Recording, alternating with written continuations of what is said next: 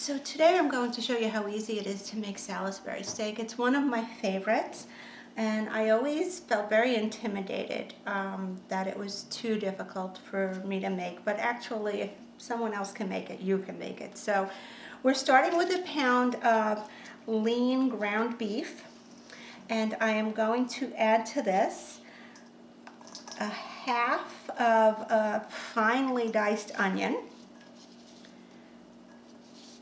That should do it. And we're going to put some plain breadcrumbs. You could use panko if you have, or you could use plain. These are just plain unseasoned breadcrumbs. And we're putting about a half a cup of that in there. And I'm going to put some garlic powder in here. Not too much, just sprinkle it around. I do everything to taste. I really don't measure. But I will try my best. I'm going to add an egg to this. I'll try my best to give you roughly how much you should be putting in there. So it's 1 egg, and we're going to put in about 2 tablespoons of ketchup. So there we go, that's about 2 tablespoons of ketchup. A sprinkling of black pepper. And about a teaspoon of Worcestershire sauce. So just put a capful. And I would say about 3 teaspoons of Dijon mustard. And that should do it. And now we're just going to mix this all together.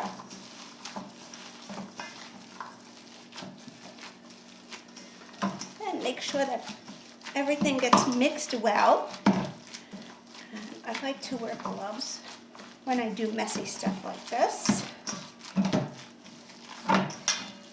because it's easy cleanup. You just get rid of these gloves and put on a new pair of gloves when you need them.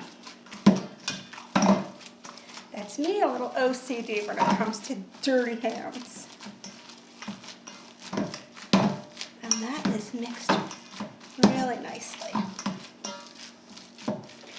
Okay, now we're going to take this and go over to our pan. Whenever I say pan, I think of the movie Step Brothers when they're on their job interview with the woman Pam, and they keep calling her Pan. If you don't know the movie, I highly recommend it for adults. Okay, so this is mixed well. We're going to take it over to our pan. We're going to form it in the shape of oval chopsticks, and I'll show you what we're going to do next. Stick around. In a deep fry pan, and this pan is about 3 inches deep, and I love this pan because you can saute, you can fry. This is great if you're frying cutlets or eggplant and you want to get the oil in there. A shallow fry pan really isn't going to do it. So this is going to have a gravy with it, we're using a deep pan. I'm going to put some olive oil to coat the bottom of the pan.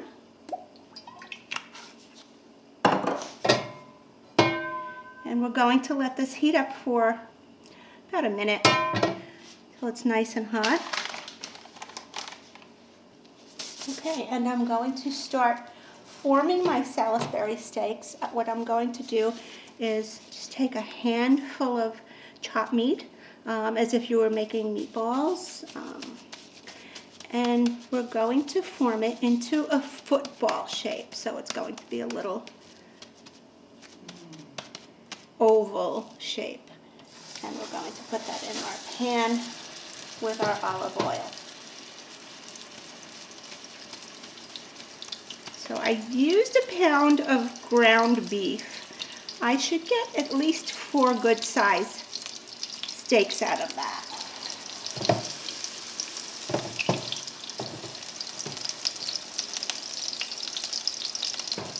I'll probably get 5.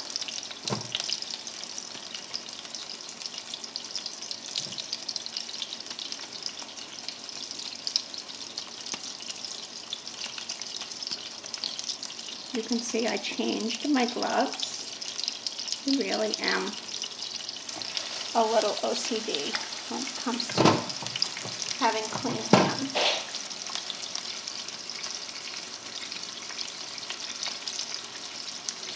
And you can make the Salisbury steak as big or small as you like. If you have children, you might want to make some smaller ones. I'm getting 3 big ones and 2 smaller, probably medium-sized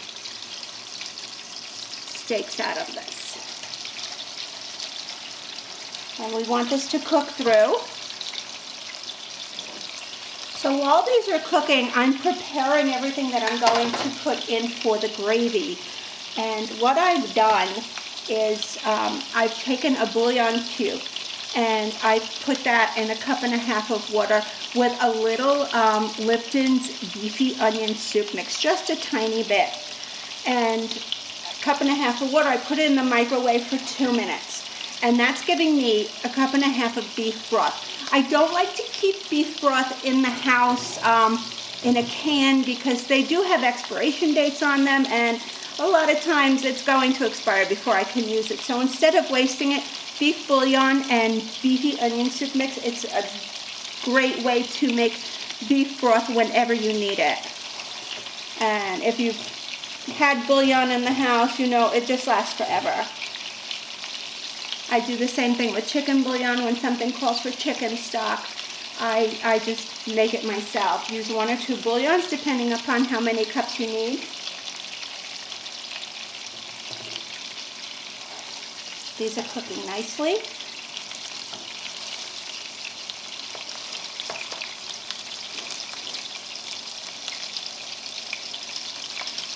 Another thing we're going to need for this is either flour or cornstarch. I prefer cornstarch because flour, if you don't whisk it enough, you're going to get lumps. And so I use cornstarch because I put it in as hot water as I can get from the faucet, and I put in as much cornstarch as I need. Today I'm using about 6 ounces of water and a tablespoon of cornstarch.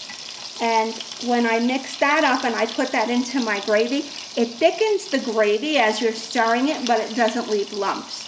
So you may consider using cornstarch in the future instead of putting flour into a recipe that needs to have a thicker sauce. And I just turn my pan so that everything cooks evenly. The smell is wonderful because you have that Dijon mustard mixed with the Worcestershire sauce, and it's fabulous. And when we see the edges starting to brown, we know that we're good to turn it over. And you can see here it's starting to brown along the edges. And I think I'm going to start flipping them over. So I have this little thing to help me out here so that they don't break as I turn them. Okay, so now they're flipped over. We're letting them cook on the other side. Okay, so these have been cooking about 3 to 3.5 minutes on each side.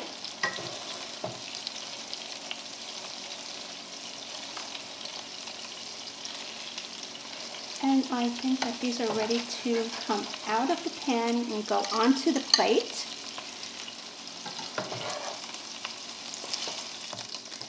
Okay, now in the pan we'll just add some more olive oil.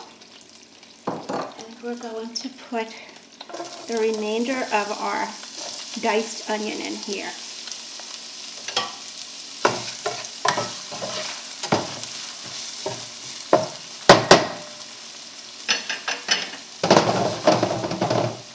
And we are just going to saute these onions until they become translucent.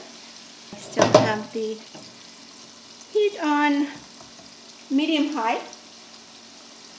So I'm going to be serving this tonight with smashed potatoes. The recipe is on our YouTube channel. Check it out. They are so delicious. Your family will really enjoy it. And it's a great combination, the Salisbury steak with the smashed potatoes. And because this has mushrooms in it, I'll be making the smashed potatoes with truffle oil, which is my favorite. I absolutely love it.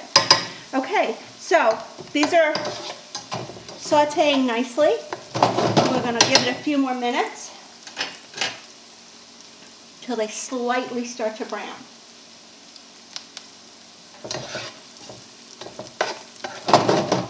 Okay, so our onions are sauteing nicely, and I'm going to be adding some butter to this. So I'm going to add about 4 ounces of butter to this.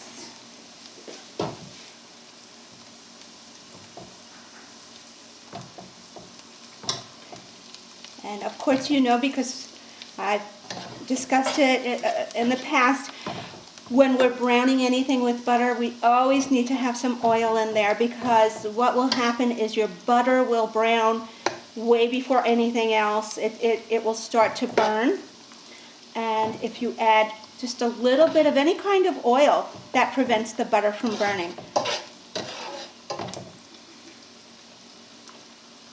Okay, once the butter is melted, we're going to put our mushrooms in. And we'll saute those.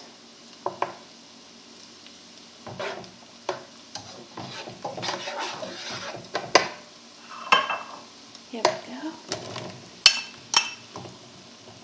So this is 8 ounces of baby Bella mushrooms. And we're going to just let these saute until they start to turn color. When mushrooms are cooking, they go from that white to a browner color. It turns a little brown as they are cooking. And this is such a delicious dish. So we're going to keep an eye on these and turn them over so that they're cooking on both sides. But the smell of the onions and the mushrooms, the butter, it's just so good. And it tastes even better when it's all put together. So you can see our mushrooms are starting to turn color. We don't want the mushrooms to be cooked all the way through, but we also don't want them to be totally raw.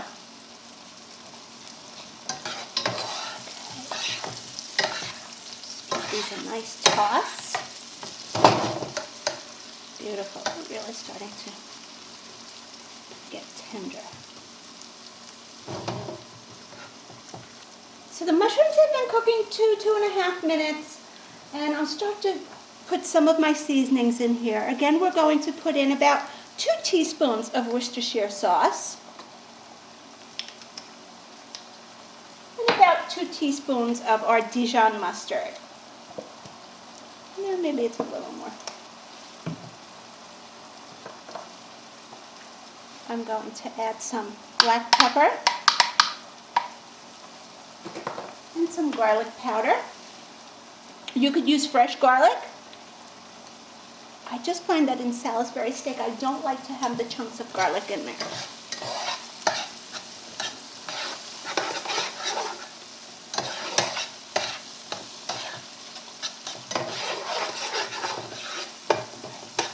Now I'm going to take the beef broth, and I told you it's 1.5 cups. I put 1 bouillon cube and a little bit of beefy onion Lipton soup mix. And I'm going to just put this in here.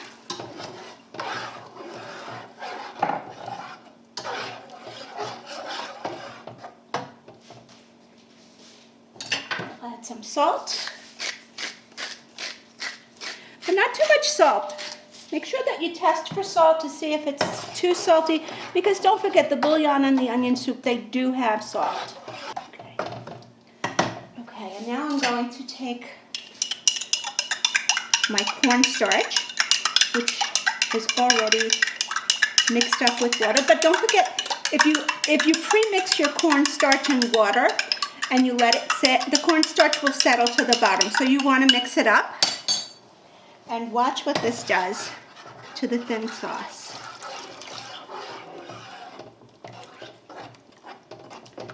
You can see it's starting to thicken. And there's no lumps. And it does not change the flavor of your sauce at all.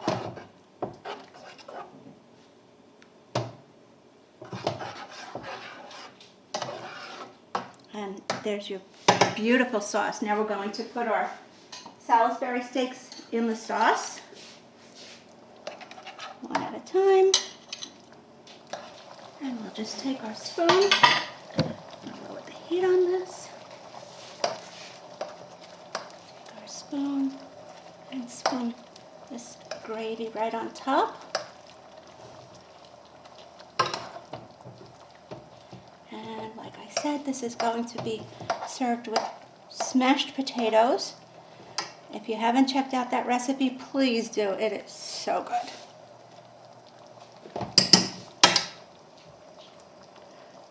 And there you have it. That is a beautiful Salisbury steak, and I'm just going to put this on low and cover it and just let it simmer and let the beautiful flavor of the gravy just get into the meat. And I guess I'll just keep that simmering for about 5 minutes and it's all done. It's quick, it's simple. Do not be intimidated by Salisbury steak when you have it in a restaurant because it's not hard to make. Here's the final result of our Salisbury steak. This is so delicious. Your family's going to love this, and you saw that it took no time at all.